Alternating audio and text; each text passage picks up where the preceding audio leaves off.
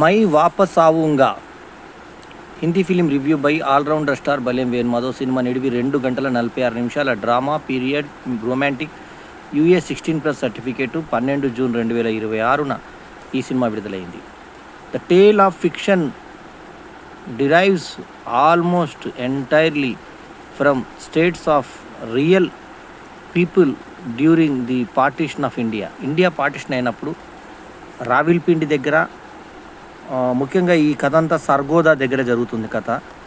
So అక్కడ ఏం జరిగిందంటే పంజాబ్ విడిపోయి 2 భాగాలుగా అయినప్పుడు, ఆ భాగం కలిసినప్పుడు ఆ తర్వాత జరిగేటువంటి కాన్సిక్వెన్సెస్ ఈ సినిమా.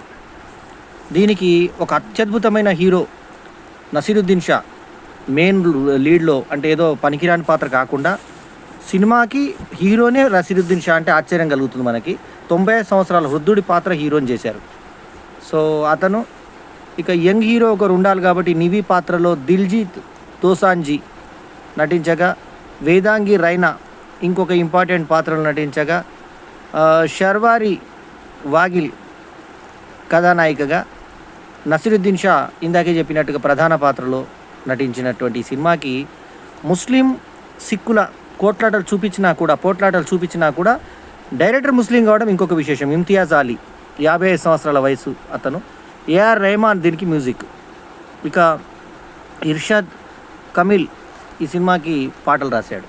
ఇక సినిమా ఎలా ఉంది అంశంగా చెప్పుకోవాలనుకుంటే, పార్టీషన్ టైంలో ఇండియాలో ఎట్లాంటి పోట్లాటలు జరిగాయి. సిక్కుల ఫ్యామిలీ కొందరు ఆడవాళ్ళని ఒక దగ్గర ఆగమని చెప్పి ఒక 2 మగవాళ్ళని అక్కడ అటాచ్ చేసి వాళ్ళు వేరే దిక్కు వెళ్ళిపోయినప్పుడు, ఆ ఆడవాళ్ళని అటాక్ చేసి తెలిసిన ముస్లిమ్స్, ఏమయ్యా పలానా అఫ్జల్ నువ్వు తెలుసు కదా నాకు అంటే, నేను తెలుసుడు కాదు, ఇప్పుడు ములుకు కొట్లాట, మనకు ఒక మన జాతిలో కొట్లాట, మీ మతం వేరు మా మతం వేరు అంటూ మీదకి వచ్చేసి ఆడవాళ్ళని తీసుకొని బలవంతంగా ఒక్కొక్కరు లంగాలు అవి వాళ్ళ పైజామాలు ఉంటే పైజామాలు ఇప్పేసి బరివాసాలు చేసేసి దింగేటువంటి ప్రయత్నాలు చేస్తుంటే, అది చూడలేక ఒక వృద్ధురాలు తన ఇంట్లోని వయసు ఉన్నటువంటి అమ్మాయిలందరినీ, ఈవెన్ మధ్య వయస్కురాలతో సహా మెడలు కోసేసి చంపేస్తుంది ఆమె. అంటే వాళ్ళు మళ్ళీ ఆ హింస పడొద్దని. ఇంతలో ఎవడైతే ఈ మారణకాండ చేస్తున్నాడో ఆ ముస్లింని ఈ ఇంటి పెద్ద కాల్చేస్తాడు. ఈలోపు జరగాల్సిన దారుణం జరిగిపోతుంది. ఆ అమ్మాయిల నీళ్లు చంపేసుకుంటారు, వాళ్ళు పాడు చేసేస్తారు, అయిపోయింది. సో అటువంటి దారిద్రమైనటువంటి పరిస్థితి సంఘటన ఎదురైన తర్వాత ఆ ఇంట్లో ఉన్న ఒక యువకుడు, అతను వీరు, అతనికి ఫ్రెండ్ ఒకడు కపిల్ దేవ్, అంటే మన ప్లేయర్ కపిల్ దేవా లేదా అని చూపించలేదు కానీ ఒక బావిలో దాక్కున్నాం కపిల్ దేవ్ నేను అని చెప్తుంటాడు. ఇతను చెప్పిందంతా పిచ్చి అని అనుకుంటుంటాడు మన్మడు. అయినా ఎక్కడో చిన్నగా కొడుతుంటుంది, ఆ తండ్రి నమ్మడు. మనమడు మాత్రం అతని మాటలు వింటుంటే మనకి ప్రేమ కథ చూపిస్తాడు. మనమని కథ ఏమో మనం అనుకుంటాం, కాదు అది తాత కథ. కథ ఏంటి, జియా అని ఒక అద్భుతమైన అందగత్తె, ఒక పైనుంచి దిగిన యాంజల్ లాగా ఉంటుంది ఆ అమ్మాయి. ఆ ఎన్నిక ఎంత బాగుందంటే ఆమె కళ్ళు సండ్లు ముఖము, అసలు ఆ బాడీ స్ట్రక్చరు అసలు యాజ్ ఇట్ ఈస్గా ఒక బొమ్మను పాలరాతి శిల్పంను చూసినట్టుగా అనిపిస్తుంది మనకి. అటువంటి గొప్ప అందగత్తిని ఇతను ఇష్టపడ్డాడు. ఆ అమ్మాయి ముస్లిం అమ్మాయి, ఇతనేమో సిక్కుల పిల్లాడు. ఈ పార్టీషన్ జరగకముందు వీళ్ళిద్దరు ప్రేమలు పడ్డ తర్వాత వాళ్ళ జాతులు వేరు కాబట్టి, న్యాచురల్గానే మతాలు వేరు కాబట్టి వద్దని అంటారు కదా. అట్లా జరిగినాక నన్ను మర్చిపోతావులే కొన్ని రోజులకి అంటే చేతి మీద ఉర్దూలో ఆమె పేరు రాయించుకొని చూపిస్తాడు తీసుకొచ్చి. వాళ్ళ ఇంట్లో చీకట్లో ఉండగా నేనేం దాచుకోను, నా గురించి వచ్చాడని చెప్పి కుటుంబ సభ్యులకు పరిచయం చేస్తుంది ధైర్యంగా. చిచ్చి మన కుటుంబం పరువు మంట కలిపావి అని చెప్పి తల్లి తిడుతుంది. తిట్టిన తర్వాత కూడా ధైర్యంగా అతను నా కోసం వచ్చాడు, నేను అతను ప్రేమిస్తున్నాను, నేను అతను పెళ్లి చేసుకుంటానంటే వాళ్ళు లాక్కొని పోతుంటే ఈయన ఆమెను లాక్కొని పరిగెత్తుకుంటూ వెళ్ళి ఒక సమాధి పక్కన కూర్చొని దాగి వాళ్ళు ఇంకా కుటుంబ సభ్యులు అందరూ వెతుకుతూ ఉంటారు. ఈలోపు చూపిస్తాడు, నేను నీ పచ్చబొట్టు వేసుకున్నాను, నేను నీ పేరు ఎప్పుడు పోదు, నేను జీవితంలో నేను మర్చిపోను, మై వాపస్ అవ్వంగా ఎప్పుడైనా నీ దగ్గరికి వస్తాను వెనక్కి. ఆమెకి ఇచ్చిన మాటే సినిమా టైటిల్, మై వాపస్ అవ్వంగా. ఆ లోగో డిజైనింగ్ కూడా చాలా పొయిటిక్గా ఇలా ఉంది, మై వాపస్ అవ్వంగా అని చెప్పి. ఆ డిజైన్లో కూడా ఇటు హీరో యంగ్ హీరో మన్మని ఫోటో వేశారు, తాత యంగ్ ఉన్నప్పుడు అతను ఫోటో వేశారు, ఇక్కడ ఆమె జియా ఫోటో వేశారు, కానీ నసీరుద్దీన్ షా ఫోటో వేయలేదు.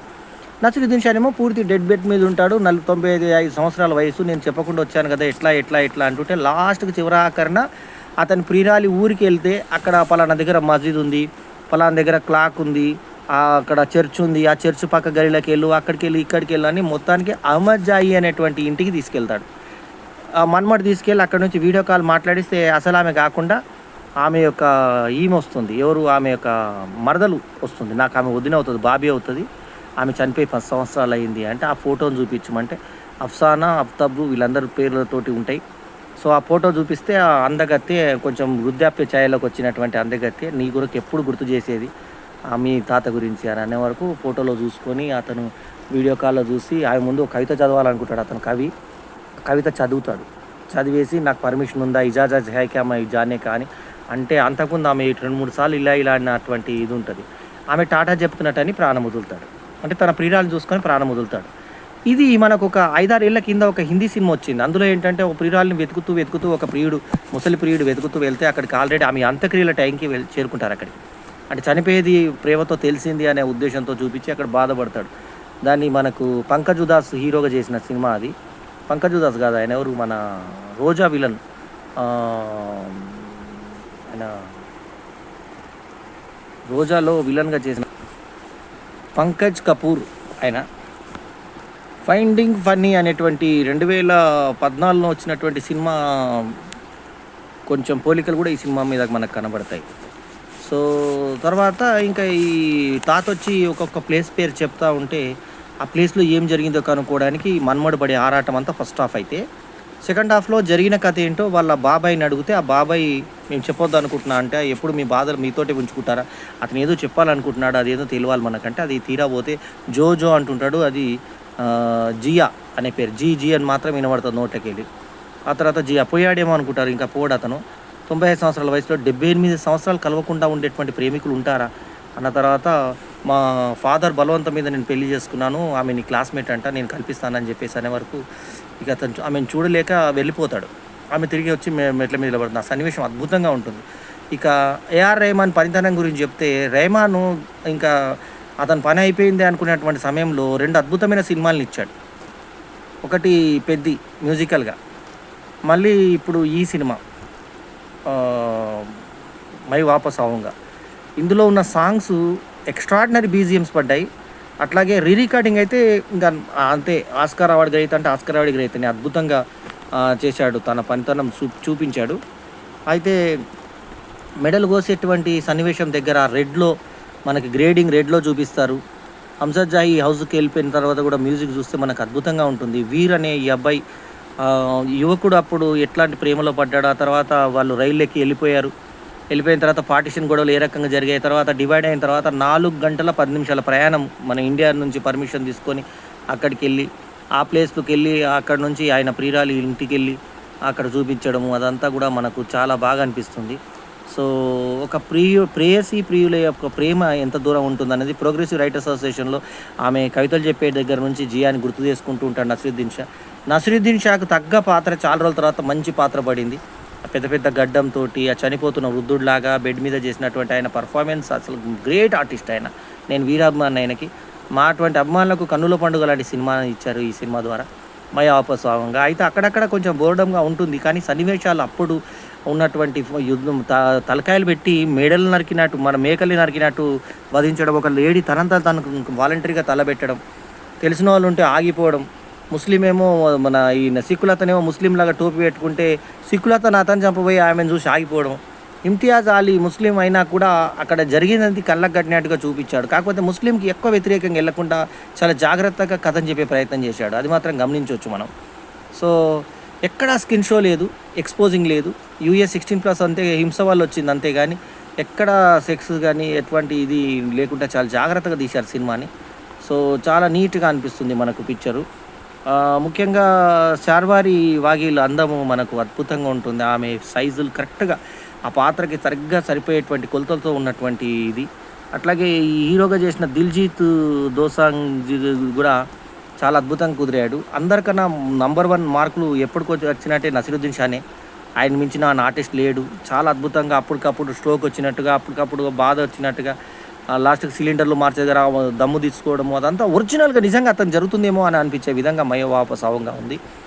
బెడ్ మీద ఉన్నటువంటి ప్రేమికుడు తన ప్రియురాలు గురించి చెప్పేది మన్మన్కి చెప్పినప్పుడు మన్మడు అర్థం చేసుకొని ఆమె ప్రియురాలతో మాట్లాడించడానికి వీడియో కాల్ చేసి మాట్లాడించి అతన్ని తృప్తిగా అతను ఏదైతే అనుకున్నాడో చివరి ఆశయం అయితే నెరవేర్చి చచ్చిపోయే విధంగా అతని ఆత్మసంతృప్తి కోసం మన్మడు పాటుపడడం అనేది కథ. ఈలోపు వాళ్ళ కుటుంబంలో ఆడవాళ్ళని చేసుకుంటే చచ్చిపోతారు, ఇంకా పెళ్ళిళ్ళు చేసుకోవద్దు అనేటువంటి ఒక సెంటిమెంటు, మళ్ళీ ఒక డ్రామా. సో ఆ డ్రామాకు తగ్గట్టుగా అందరూ నిజంగానే వాళ్ళు అనుకున్నట్టన్నీ జరుగుతుంటాయి. మై వాపస్ అవంగా అని చెప్పి మాట తప్పానని చెప్పి జీవితాంతం బాధపడుతూ ఉండేటువంటి పాత్ర నసీరుద్దీన్ షాది. సో వీరు చివరి సమయంలో మళ్ళీ జియాని ఏ రకంగా ఫోటో ద్వారానైనా ఏ రకంగా కలుసుకున్నాడు, 10 ఏళ్ళు చనిపోయిన ఆమెతోటి ఆత్మకి చెప్పుకున్నాడు అన్న బాధ అనేటువంటి దీన్ని పొయిటిక్గా ఏఆర్ రెహమాన్ లాంటి ఒక సమర్థవంతుడైనటువంటి గొప్ప మ్యూజిక్ డైరెక్టర్ మ్యూజిక్లో వచ్చినటువంటి సినిమా మై వాపస్ అవంగా. కమర్షియల్గా ఈ సినిమా పెద్దగా క్లిక్ కాకపోవచ్చు, కానీ ప్రేమించే వ్యక్తి లేదా ఆల్రెడీ జీవితంలో ప్రేమలో మునిగిపోయిన వ్యక్తికి ఈ సినిమా చూపిస్తే మాత్రం కన్నీళ్లు పెట్టుకోకుండా ఉండలేరు. వాళ్ళ వాళ్ళ యొక్క జీవిత భాగస్వాములు కానీ, లేకుంటే ప్రేమ భాగస్వాములు కానీ, లేకుంటే ప్రియురాలు ప్రేయసికి, ప్రేయసి ప్రియుడికి గుర్తుకు రాకుండా మాత్రం ఉండరు. గతంలో ప్రేమలు భగ్నమైన వాళ్ళు మాత్రం కళ్ళలో ఏడ్చేస్తారు థియేటర్లలో. అట్లాంటి సినిమా మై వాపస్ అవంగా. అద్భుతమైన సినిమా.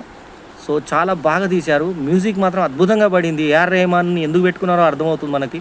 సినిమాకు వాళ్ళు మెయిన్ ఖర్చు పెట్టింది ఎక్కడ అంటే బాగా పాత వాతావరణం కనబడేటట్టు చూపించారు మనకు. ఆ వాతావరణాన్ని కళ్ళకు కట్టినట్టు చూపించారు. ముఖ్యంగా సిక్కుల పెద్ద ఆమె వీళ్ళని ఎత్తుకెళ్ళి నెంగుతుంటే అమ్మాయిని మొత్తం అంగాంగాలు తీసేసి మొత్తం బరువాతలు చేసేసి నెంగుతున్నటువంటి ప్రస్తుతంలో కాపాడి దాంట్లో మెడలు కోసేసి చంపేటువంటి సన్నివేశం దగ్గర ఆ యువతులు ఎంత బాధపడ్డారు, ఎట్లాంటి అనుభవించారు. తీసుకుపోయిన వాళ్ళు ఏమో అందరూ 10 మంది 15 మంది తుర్క ముష్కరులు దెంగుతూ ఉంటే ఆ బాధపడుతున్నటువంటి ఆమె సిక్కులు ఆమె ఎట్లా అయితే బాధపడిందో అవన్నీ కళ్ళకు కట్టినప్పుడు నిజంగా జరిగిన సంఘటనలను మనం చూసుకుంటే ఉడుకు రక్తం ఉన్నవాడు ఉడికి మరిగిపోతాడు. అట్లాంటి సన్నివేశాలు ఆ రోజు నిజంగా జరిగినాయి. ఆ పార్టీషన్ టైంలో జరిగినటువంటి కళ్ళకు కట్టినట్టుగా చూపించినటువంటి సినిమా మై వాపస్ అవంగా. అటు ప్రేమ చూపించారు, ఇటు ద్వేషాలు చూపించారు. లాస్ట్కు బాంబులు అవన్నీ చూపించి ప్రేమలో ఉన్న మనము ఈ హింసాకాండని ఎందుకు కోరుకుంటున్నాం అనేది మనకి ఎండింగ్లో టైటిల్స్ అయిపోయిన తర్వాత కూడా 2-3 బాంబ్ బ్లాస్ట్లు చూపించి కళ్ళు తెరుచుకోండిరా మూర్ఖులారా అన్న టైప్లో చెప్పారు. మై వాపస్ అవంగా గొప్ప సినిమా. ఈ సినిమాకి నేను ఇస్తున్న రేటింగ్ 4/5 మై రివ్యూ రేటింగ్. ఈ రివ్యూ కనుక మీకు నచ్చితే లైక్ చేయండి, కమెంట్ చేయండి, షేర్ చేయండి. మా ఛానల్కు తప్పకుండా సబ్స్క్రైబ్ చేయండి. ఎల్లప్పుడు మీ ఆదరాభిమానాలను ఆశించే మీ ఆల్రౌండర్ స్టార్ బల్లెం వేణుమాధవ్. నమస్తే, జై హింద్.